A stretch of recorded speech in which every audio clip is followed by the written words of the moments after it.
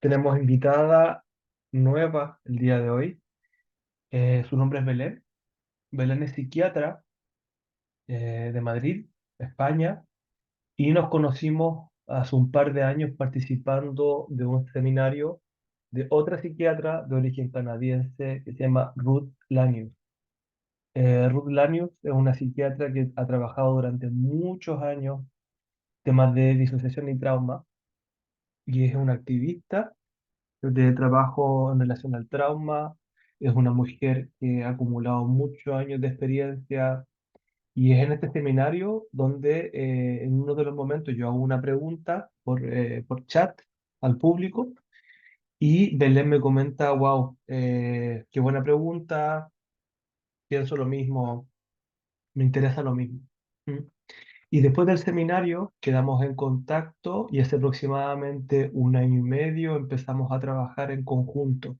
¿Qué significa esto? Que todas las personas que yo veo que viven en España, que pudiesen necesitar una orientación, ¿vale? No solamente un consumo, ¿vale? Una orientación psicofarmacológica y un trabajo psicoterapéutico y psiquiátrico, los envío a Belén. ¿M? Belén es una mujer que eh, me ha ayudado muchísimo a poder eliminar algunas cargas que no me corresponden, y que tienen que ver sobre todo el tema psicofarmacológico. Creo que el tema psicofarmacológico puede ser una conversación muy nutritiva entre un psicólogo y una persona, ¿vale? Pero las profundidades del tema, las precauciones del tema y la estructura y el orden, creo que está mucho mejor guiado por un profesional médico psiquiatra. ¿Ok? Entonces vamos a darle bienvenida a Belén. Ella ya está en la sala de espera y le vamos a hacer algunas preguntas interesantes que recopilé del grupo y de algunas preguntas que me interesan a mí resolver hoy día. Tienes que aceptar ahí. Sí, Perfecto. Gracias, Belén, por estar aquí. Estaba introduciendo de que nos conocimos en un seminario de Ruth Lanius. sí, Estaba contando algunas anécdotas y me llamó mucho la atención que en este momento te importara tanto el tema de la disociación también, ¿ya? sí. Que es el objetivo principal de esta entrevista. Entonces, cuéntanos un poquitito sobre ti, tu trayectoria, tu trabajo como psiquiatra y como terapeuta también. Gracias lo primero por darme este huequito y me alegra poder contribuir un poco de ventana al mundo para darle un poco de visibilidad y más espacio al mundo disociativo. Mm, Yo me formé como médico y luego en la especialidad de psiquiatría, la verdad es que me sentía un poco frustrada porque lo veía un poco reduccionista y es verdad que de forma un poco así genérica en España, esto está cambiando ahora, mm, pero era una psiquiatría muy biologicista y muy yo me sentía un poco robot, exagerándolo, que dedicaba a explorar, diagnosticar y tratamiento farmacológico. Entonces veía que se quedaba corto y se me sentía un poquito frustrada. Entonces, desde que me empecé a formar como psiquiatra, en paralelo sí me he ido formando en psicoterapia, al principio por mi propia estructura, que soy más racional, más cognitivas, y luego fui entendiendo que se quedaba corto mm, y buscando también otras psicoterapias que integraran lo emocional y ahora sobre todo la parte corporal. Entonces entiendo que es así mucho más holístico, más completo y es más constructivo. Entonces ha mm, sido un poquito mi camino en ese sentido. Soy mitad psiquiatra, mitad terapeuta ujú. y pues uso las dos vertientes y las compagino, integro al máximo. Y es verdad que ha sido un camino un poco creado por la necesidad de lo que he visto que a mis ojos se quedaba corto Ya. en eso. ¿Cómo te sientes con esa integración y no sé cómo te sientes en la actualidad trabajando como psiquiatra y también ofreciendo un acompañamiento psicoterapéutico? Ahora feliz. Es verdad que en un Mm, momento, en el camino un poco de ignorancia y de inseguridad, cuando me iba formando como psiquiatra, pues está todo como muy protocolizado, lo que tienes que hacer. Aprendemos de los mayores y los mayores tenían una forma de actuar que contradecía un poco lo que yo intuitivamente quería, mm, pero no te atreves a retarlo porque son los mayores los que saben. Entonces es verdad que a veces he podido ser más cumplidora y complaciente queriéndome formar como los mayores eran y luego poco a poco, por suerte, me he ido atreviendo a escuchar mi necesidad y a hacer otros caminos. Entonces, hubo un tiempo en que era dentro de los psiquiatras la rara psicóloga Mm, y ujú. dentro de todas las formaciones que yo era la única psiquiatra, la rara psiquiatra que está aquí.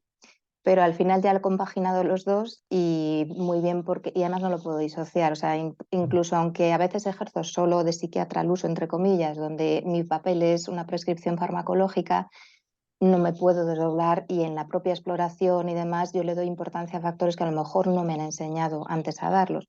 Entonces ahora muy bien porque soy el paquete completo de psiquiatra y terapeuta en lo sí. mismo. Y Mm. creo que y se agradece mucho, ¿ah? Porque, no sé, hay muchos mitos en relación a la psiquiatría, hay muchas narrativas que a veces no son muy útiles, pero una Mm, de ellas es el distanciamiento y el enfoque biomédico que no permite que la persona conecte de manera sí, emocional con el psiquiatra. Sobre todo cuando hablamos también de trauma y de disociación, que es los temas que nos interesan hoy día. ¿Nos sí. podrías contar un poco tus aproximaciones en relación al trauma, la disociación? ¿Cómo estás trabajando esto en la actualidad y no sé, algún recorrido tuyo?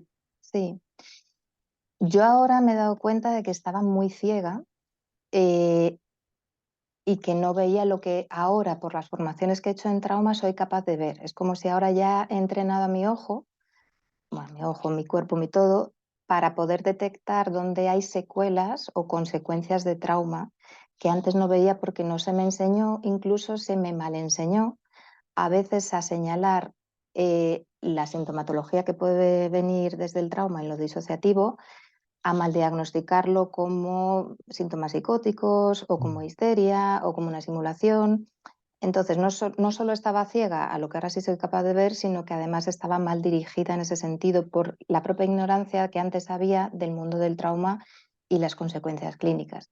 mm, Entonces ahora en eso yo estoy muy contenta porque es verdad que esto, o sea, me siento más capacitada a ver lo que antes no veía y a entender por qué a la persona le pasa eso, a no asustarme, porque antes nos enseñan un poco como esto es muy raro, esto es extremo, esto puede ser algo psicótico, sí. a no etiquetar al paciente con algo, porque también a veces en psiquiatría hemos tenido un posicionamiento, y los médicos en general, un poquito autoritario, donde es correcto e incorrecto, y Sí. también a ponerles carteles, por ejemplo, en el mundo trauma y disociativo a veces se va hacia el mundo de la psicosis o incluso a veces a los trastornos de personalidad límites que también tienen ahí su mala prensa. Mm, Entonces también se me enseñó como a etiquetar y a rechazar. Entonces en ese proceso, menos mal que puedo ver más allá de lo que es una etiqueta y sí. me capacita a entender por qué la persona trae eso, tiene un origen normalmente más basado en el trauma o en algo que ha sido sobreabrumador para la persona y Mm, también me orienta el tipo de tratamiento que necesita. sí. Entonces, ha sido un poco como deshacerme de unos prejuicios y una ceguera, empezar de cero a entender otro lenguaje y poder ver más allá y orientarme ahí. Mm, mm. Y veo el impacto que tiene eso en las personas que hemos colaborado y cómo la gente se siente cuando hay una derivación a un psiquiatra y al mismo tiempo hay un acompañamiento. ¿Ya? Mm, Creo que eso es muy importante que se pueda transmitir también. Em, ¿Te parece si entramos un poco en algunas definiciones desde tu punto de vista, desde tu trabajo? ¿Cómo podrías definir o cómo tú entiendes lo que es la disociación? E incluso si lo llevamos a algo más específico que la despersonalización y la desrealización. ¿Te parece bien si hablamos un poco de eso? mm. Sí, a nivel, no te lo digo técnico, sino un poco como de experiencia, para mí es una fragmentación defensiva cuando lo que ocurrió es como demasiado abrumador para la persona. A mí me gusta mucho, yo antes malentendía también todo lo que fuera impactante, tipo traumático, tenía que ser algo genéricamente grande, tipo un secuestro, tal. Luego ya entendí que depende de la historia personal de la persona, de los recursos que tenga y de, por ejemplo, también pues qué vínculo y crianza ha tenido, qué recursos, algo aparentemente pequeño puede ser muy traumático y muy impactante. Entonces Mm, ahí también es como redefinir qué es traumático para cada persona, pues es específico, no hay algo universal. Desde ahí, si es abrumador, menos mal que el cuerpo tiene esa capacidad de defenderse fragmentándolo y dejándolo como un poco congelado. Y mm, normalmente además lo deja como en distintos formatos, a veces algo sensorial, a veces algo auditivo, a veces algo pero no puede integrarlo porque todavía no está capacitada o no tiene los recursos o no tiene el acompañamiento seguro que da una relación Mm. para poder como metabolizarlo, por así decirlo. Entonces quedan esos cachitos que también salen a la luz porque de alguna manera están llamando a, por favor, intégrame dentro de esto, porque si no, no voy a poder vivir de una forma coherente. Sí. No sé si se Súper lo explico súper bien. No, y me gusta mucho que le des el espacio al tema de la relación, ¿ya? mucho. ¿Cómo tú, cómo te gustaría elaborar un poco más el tema de la relación?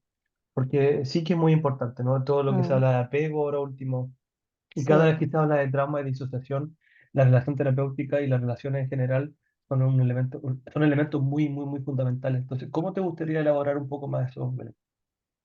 Mira, a mí me gusta mucho, no sé de qué autor es una frase, algo así que dice, el hecho traumático no es lo traumático en sí, sino el que no hubiera alguien con quien elaborar ese trauma.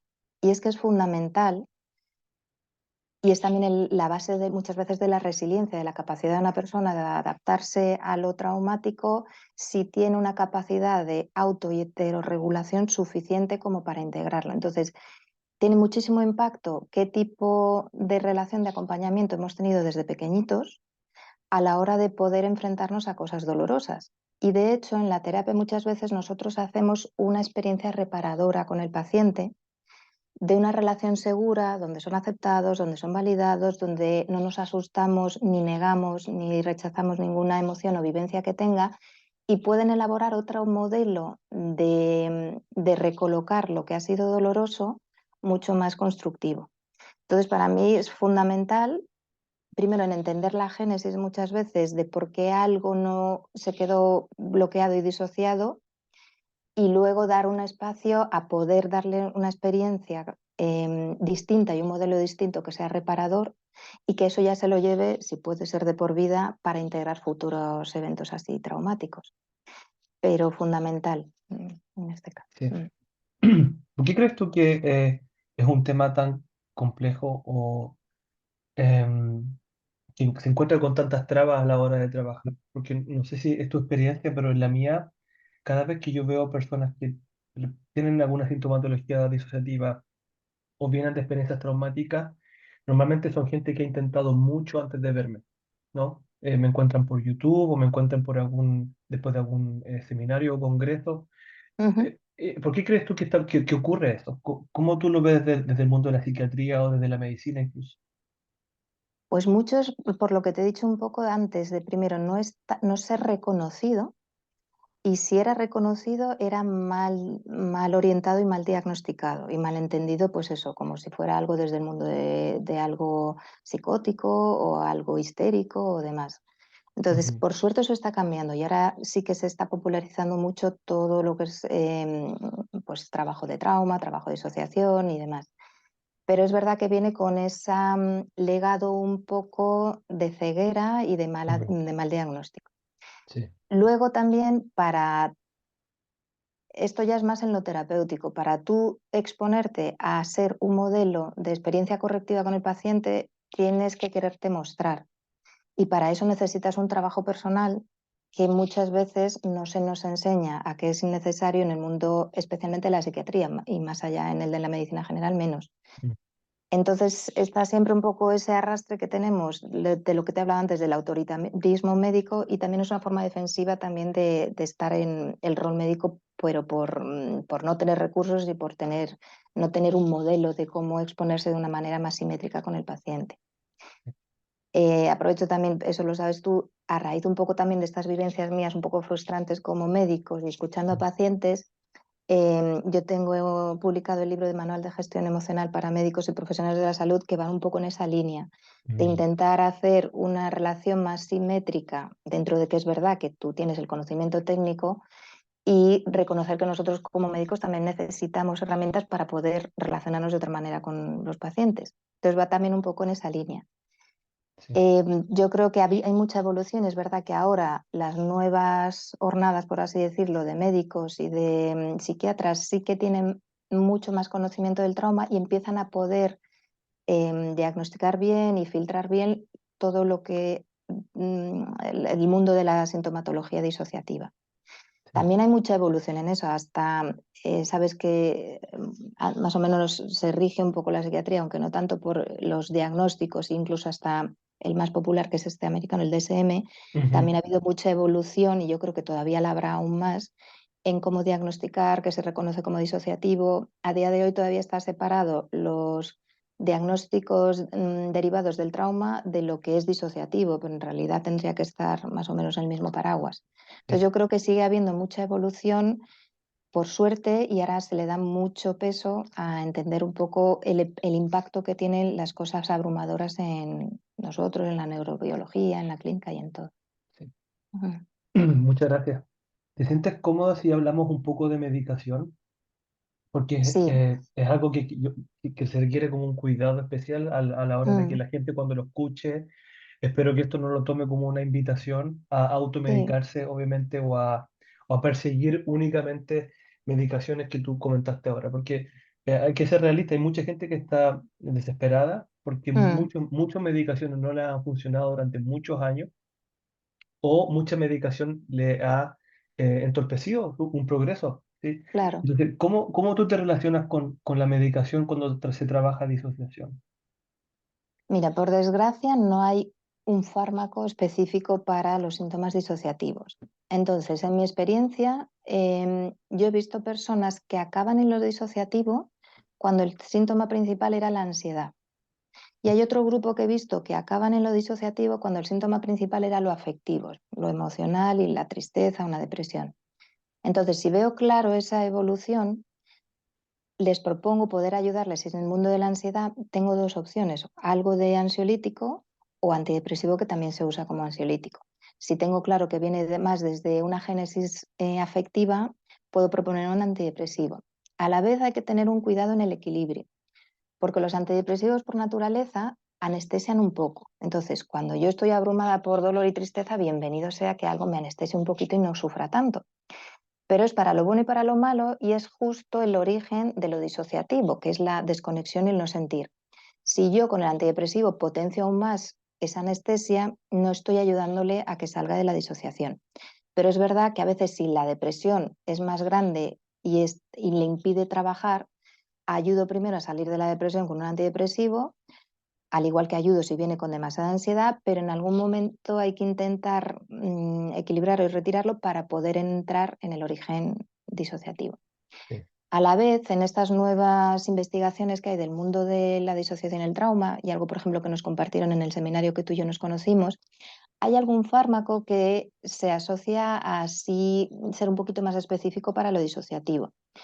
Ruth Lanius nos hablaba mucho de la naltrexona, que en medicina lo que lo usamos es para las dependencias a opiáceos, por ejemplo, a la heroína, codeína, morfina, o o sea, a la dependencia al alcohol. Cool. La naltrexona es un antagonista de los opiáceos. Lo que hace es, sabéis que los opiáceos lo que hace es como calmar y anestesiar, quitar especialmente el dolor.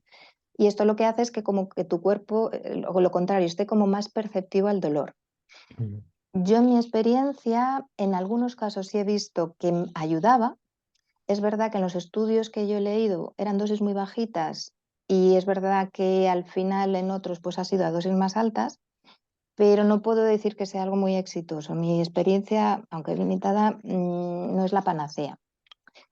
Hablan también, por ejemplo, eso sí lo he experimentado yo, dentro del mundo de los antidepresivos, la mayoría tiene una tendencia un poco ansiolítica.